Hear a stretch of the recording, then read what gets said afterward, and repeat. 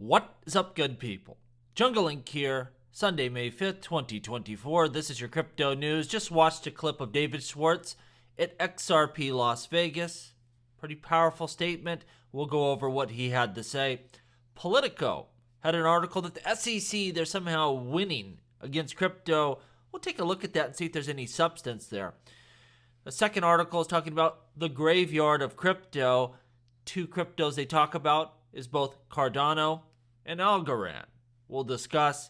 And lastly, we're seeing the return of venture capital to crypto in a big way.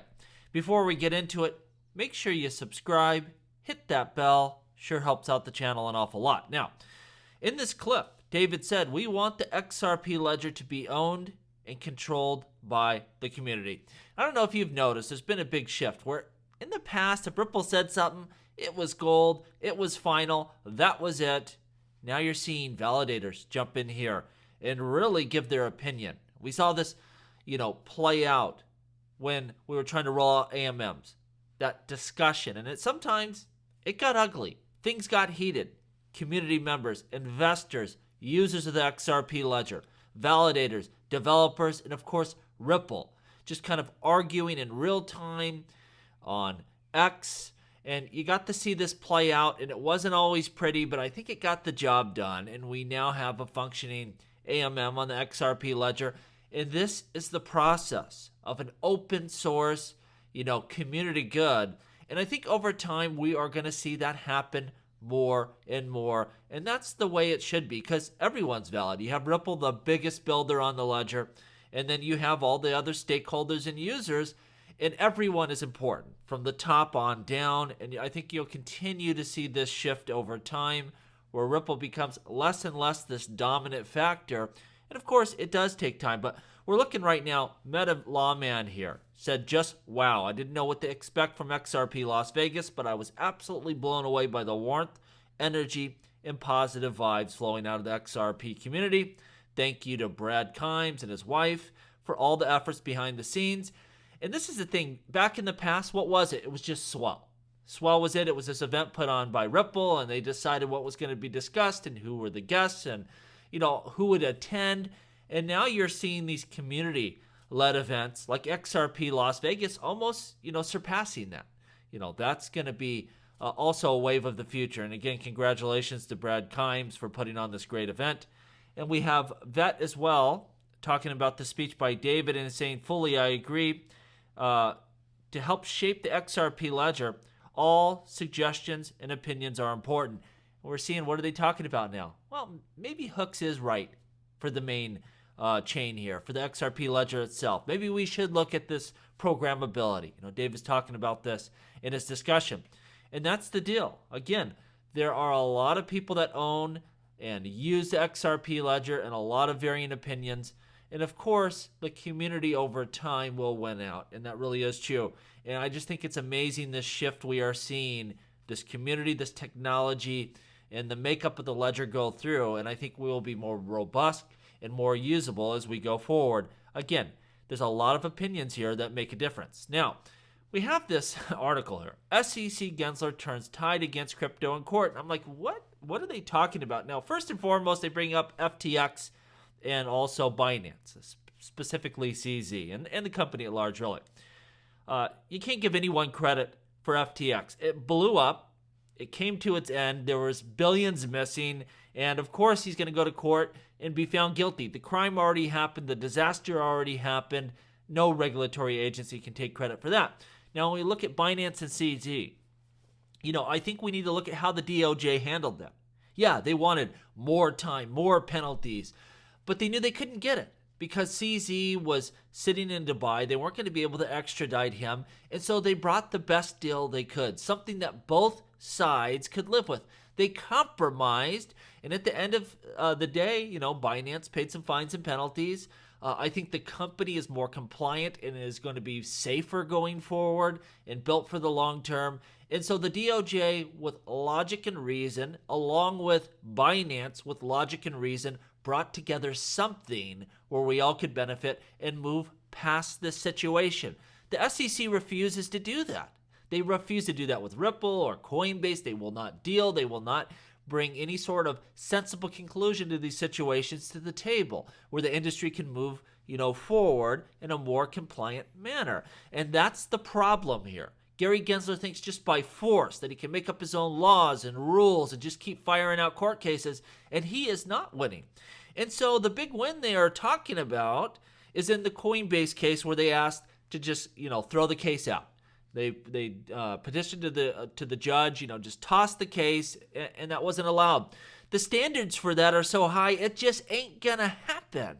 That should have never been expected. That's not a win by the SEC. And when we look at the Ripple court case, where all of the ideas that mattered, all the legal issues that really mattered long-term for this space, the SEC got smoked. They lost terribly. Now, did that judge toss the case because Ripple tried to do the same thing? No, of course not. But over the long run, the SEC lost and the crypto industry won, and that's going to continue. It's hard to see how you can just say because Coinbase wasn't able to toss the case that somehow this was some massive win for the SEC. They want to win issues that cryptocurrencies or securities themselves. That ain't happening. It's a much easier place to trade now. We know trade of XRP in the secondary market, even if it involves Ripple, is perfectly fine and legally compliant. Like, that's a huge loss for the SEC. And I don't think there's any way you can spin this. And I think there are wins to be had for the SEC, but Gary has to be reasonable. He has to look at what he has on his side from a legal perspective and bring people to the table and do deals, and he's unwilling to do that. And a lot of that isn't probably even Gary. Let's be honest, he's a puppet, and it has to really more of a reflection on the current administration, President Biden, Elizabeth Warren. They're very anti-crypto, and so he's just their attack dog. He goes, go out there and cause disruption, and that really is what we are seeing happen here, and it's not effective. It's just not an effective really path forward. You should be bringing crypto companies to the table because they're willing to deal. These are billion-dollar enterprises. They want to be compliant with the United States and all major territories. They will make workable solutions, but it's about exactly that, a deal that both sides can live with. It can't be one-sided. We have this article here, Crypto Carnage, 3 digital assets destined for the graveyard. The first one they list is Cardano, the ADA token, Shiba Inu, and Algorand. Now with Shiba Inu, it's a meme coin. I have no opinion for you here, but Cardano, I think people are missing the point. And this happens a lot, and I was one of these people in the past where I said, you know what, they're taking too long. There are no smart contracts. There was even no mainnet at one time. They don't have any ecosystem built out, and the next thing you know, you wake up and they got a whole lot accomplished really quick.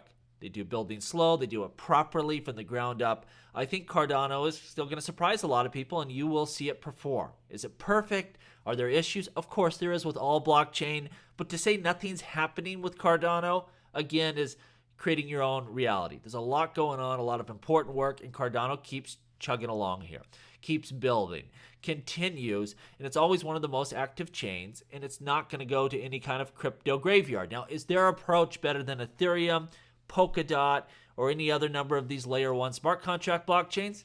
There's no way to know. That's why you place your bets, you make your investments, and we will see who has the best approach and the best frameworks. But Cardano is not even anywhere near the crypto graveyard. Now, another one, Algorand. Technology is wonderful. What they can do with that blockchain is, first class, but it's just run poorly, and they got tons of problems. Now, do I think this one's going to go to the crypto graveyard? No. And they could fix a lot of these problems. They just refuse to do so. What I would tell you is this. I don't want, Algorand anywhere near its current valuation in terms of investing more capital. But if we see a further dip down, I think there's value here to be had. It's better than a lot of blockchains out there. We go under 10 cents. I like Algorand for an investment that they're going to turn things around. And there's a lot there they could work with. And I think within cryptocurrencies, it's not always just the best crypto, but sometimes it's value. And right now, Algorand is really beat down. And if you see that price drift down below 10 cents, I think there's some value there to be had. So we got to keep an eye on that. I don't think it's going to the crypto graveyard per se, but it definitely is not on a good path right now. But there's always that valuation play there. That's what I would say. Keep your eye out. At the right price, there's money and gains to be squeezed out of this sucker. I still hold some Algorand. Again, everything I have now was purchased under 10 cents, and hopefully they can get their act in order here. And I would be willing to add more if the price was right. We'll see. Now, venture capitalists has returned in a big way to cryptocurrencies. It had all dried up. There really wasn't any interest out there. And we see in quarter one, nearly $2.5 billion came in through crypto venture capitalist firms. We're starting to see that swell. It's only going to get bigger here as we go over this current growth phase, which clearly we are in within the crypto space. Doesn't mean prices will always go up during a bull run, but we have definitely transitioned out of that bear market into a crypto growth phase, and it's going to continue. If you have kind of a longer term vision here, we will see great things out of the crypto space. There'll be turbulence along the way. There will be times when the prices are going down and everyone's going to panic, but this is a good sign. Again, I'm not a huge fan of venture capitalists. They can do a lot of funny stuff out there like we saw with FTX, but it is an indicator that crypto's getting ready to rock and roll. Let me know what you think down below. As always, please like, please subscribe. The revolution will be televised right here on Jungle Link.